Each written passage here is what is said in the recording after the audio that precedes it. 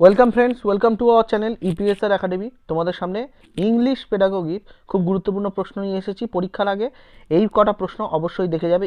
যারা ইংলিশ পেডাগোগিতে একটু দুর্বল বা ইংলিশ পেডাগোগি বুঝতে পারছো না, অসুবিধা হচ্ছে, যে প্রশ্নগুলো তোমাদের সলভ করতে সমস্যা হচ্ছে, সেই প্রশ্নগুলো অবশ্যই, যে আজকের যে প্রশ্নগুলো আমরা আলোচনা করছি এখানে, সেই প্রশ্নগুলো দেখে যাও, তোমাদের পরীক্ষায় খুব হেল্প করবে।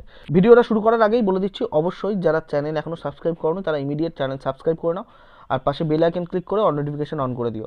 দেখো প্রথম প্রশ্ন কি বলছে, স্পোনেরিজম ইজ অ্যাসোসিয়েটেড উইথ, এখানে চারটে অপশান আছে, তার মধ্যে রাইট অ্যান্সার কোনটা হচ্ছে? রাইট অ্যান্সার হচ্ছে এরর ইন স্পিচ।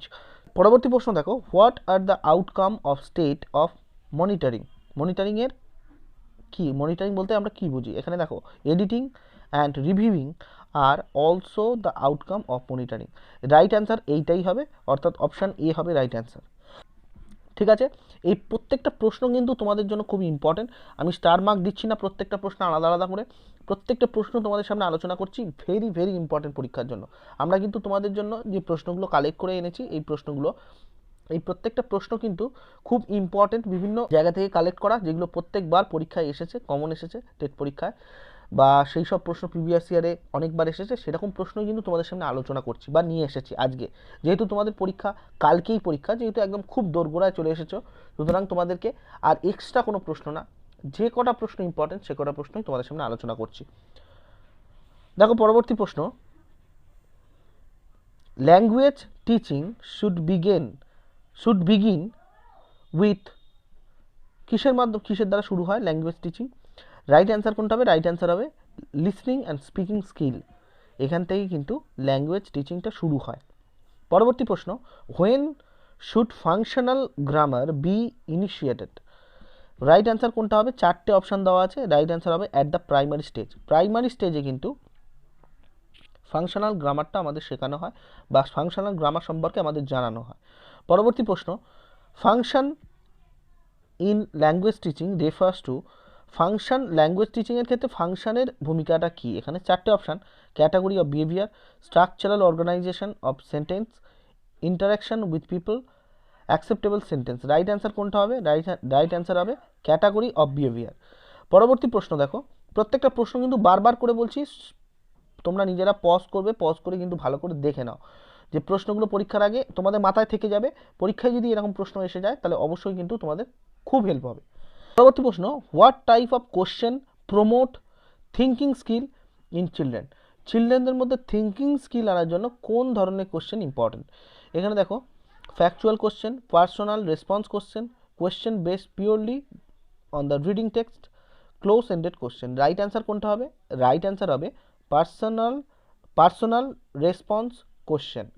পরবর্তী প্রশ্ন দেখো, teaching of English is important in India because of, কিসের জন্য ইম্পর্টেন্ট? চারটে অপশান আছে, তার মধ্যে রাইট অ্যান্সার হবে অল অফ দিস, অর্থাৎ recreational importance, cultural importance, professional importance, প্রত্যেকটার জন্য ইম্পর্টেন্ট। ঠিক আছে, রিক্রিয়েশনের জন্য ইম্পর্টেন্ট, কালচারালের জন্য ইম্পর্টেন্ট, প্রফেশনের জন্য তো ইম্পর্টেন্ট, খুব ইম্পর্টেন্ট প্রশ্ন। পরবর্তী প্রশ্ন দেখো, which is not a principle of grammar teaching. Grammar টিচিংয়ের প্রিন্সিপাল নয় কোনটা? চারটে অপশান, তার মধ্যে রাইট অ্যান্সার কোনটা হবে? রাইট অ্যান্সার হবে টিচিং আইটেম ডিসক্রিটলি। ঠিক আছে, পরবর্তী প্রশ্ন, what is the function of language in general. চারটে অপশান আছে, কোন ধরনের ফাংশনটা ইম্পর্টেন্ট? চারটে অপশান আছে, তার মধ্যে রাইট অ্যান্সার হবে to transfer the quintessence of culture from one to other. ঠিক আছে, পরবর্তী প্রশ্ন হলো, annual examination in our school are example of, কিসের এক্সাম্পল অ্যানুয়াল এক্সামিনেশন? অ্যাচিভমেন্ট টেস্টের, ফর্মেটিভ টেস্টের, প্রফিসিয়েন্সি টেস্টের, অ্যাটিটিউড টেস্টের। রাইট অ্যান্সার হবে প্রফিসিয়েন্সি টেস্ট। প্রফিসিয়েন্সি টেস্টের কিন্তু এক্সাম্পল অ্যানুয়াল টেস্ট বা অ্যানুয়াল এক্সামিনেশন। পরবর্তী প্রশ্ন, which is one of the important principle of textbook for বিগিনারদের জন্য টেক্সট বুকটা কেন ইম্পর্টেন্ট? ঠিক আছে, এখানে চারটে অপশান আছে, gradation, bilingual word list, translation into target language, structure of sentence. কোনটা হবে রাইট অ্যান্সার? রাইট অ্যান্সার হবে গ্রেডেশন বা গ্রেড দেওয়া, এটা ইম্পর্টেন্ট। পরবর্তী প্রশ্ন, how can multimedia packages be use more effectively. মানে আমরা এফেক্টিভলি কীভাবে মাল্টিমিডিয়াকে ব্যবহার করতে পারি, বা মাল্টিমিডিয়া প্যাকেজেসকে আমরা কীভাবে ব্যবহার করতে পারবো। চারটে অপশান আছে, তার মধ্যে রাইট অ্যান্সার হয়ে যাচ্ছে by ensuring that is satisfying objectives like educational, behavior and functional.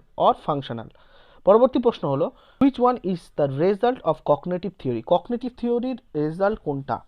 চারটে অপশন আছে, direct method, communicative method, bilingual method, structural method. কোনটা হবে রাইট অ্যান্সার? রাইট অ্যান্সার হবে কমিউনিকেটিভ মেথড। ঠিক আছে, কগনিটিভ থিওরির কিন্তু কমিউনিকেটিভ মেথডটা ইম্পর্টেন্ট, বা কগনিটিভ থিওরির সাথে কিন্তু কমিউনিকেটিভ মেথডটা যায়।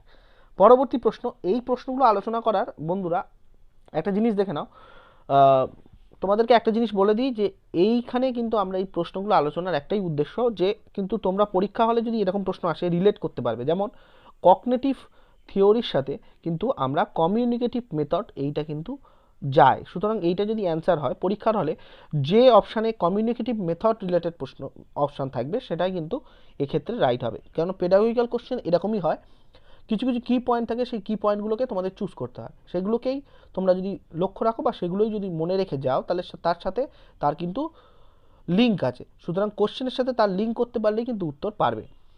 পরবর্তী প্রশ্ন দেখো, listening and speaking are neglected in, কোথায় নেগলেক্ট করা হয় বা কোথায় গুরুত্ব দেওয়া হয় না? লিসনিং এবং স্পিকিংয়ের বা শোনা এবং কথা বলার ক্ষেত্রে গুরুত্ব পায় না কোথায়? ডাইরেক্ট মেথডে, কমিউনিকেটিভ ল্যাঙ্গুয়েজ মেথডে, সিচুয়েশনাল অ্যাপ্রোচ অফ টিচিংয়ে, গ্রামার ট্রান্সলেশন মেথড। কোনটা হবে রাইট অ্যান্সার? রাইট অ্যান্সার হবে গ্রামার ট্রান্সলেশন মেথড। পরবর্তী প্রশ্ন, remedial teaching is associate with, remedial teaching কাদের সাথে করা হয়? Students, special students, absent students, delinquent student. এর মধ্যে দেখো ডেলিকুয়েন্ট স্টুডেন্ট মানে কিন্তু অপরাধমূলক স্টুডেন্ট বা খুব অপরাধী, একজন অপরাধী স্টুডেন্ট বা দোষী স্টুডেন্ট, এই ক্ষেত্রে বলা যায় ডেলিকুয়েন্ট স্টুডেন্ট।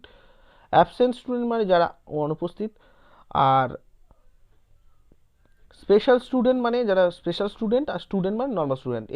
এর ক্ষেত্রে কিন্তু রেমিডিয়াল টিচিং বাকিগুলোর ক্ষেত্রে যাচ্ছে না, শুধুমাত্র কিন্তু স্পেশাল স্টুডেন্টের ক্ষেত্রেই একমাত্র যাচ্ছে, বাকিগুলোর ক্ষেত্রে কিন্তু খুব একটা যায় না। সুতরাং বুঝতে পারলে বন্ধুরা আজকের ভিডিওটা এই পর্যন্ত। তোমাদেরকে যে কটা প্রশ্ন আলোচনা করলাম ইংলিশ পেডাগোজির খুব গুরুত্বপূর্ণ প্রশ্ন, এই কটা প্রশ্ন কিন্তু পরীক্ষা দিতে যাওয়ার আগে একবার হলেও দেখে যাবে, কারণ বেশি সময়ের ভিডিও নয়, অল্প সময়ের ভিডিও। পরীক্ষা দিতে যাওয়ার আগে যদি একবার দেখে যাও তাহলে তোমাদের মাথায় থাকবে, পরীক্ষা হলে গিয়ে কিন্তু সেই অনুযায়ী অ্যান্সার করতে সুবিধা হবে। আর সবাইকে পরীক্ষার জন্য অল দ্য বেস্ট। ভিডিওটা শেষ পর্যন্ত দেখার জন্য সবাইকে অসংখ্য ধন্যবাদ। Thanks for watching. আর যারা এখনও চ্যানেল সাবস্ক্রাইব করুন তারা অবশ্যই চ্যানেল সাবস্ক্রাইব করে রাখো, ইপিএসআর একাডেমি। দেখা হচ্ছে নতুন কোনো ভিডিওতে, ততক্ষণ পর্যন্ত সবাই সুস্থ থাকো, ভালো থেকো। Thank you.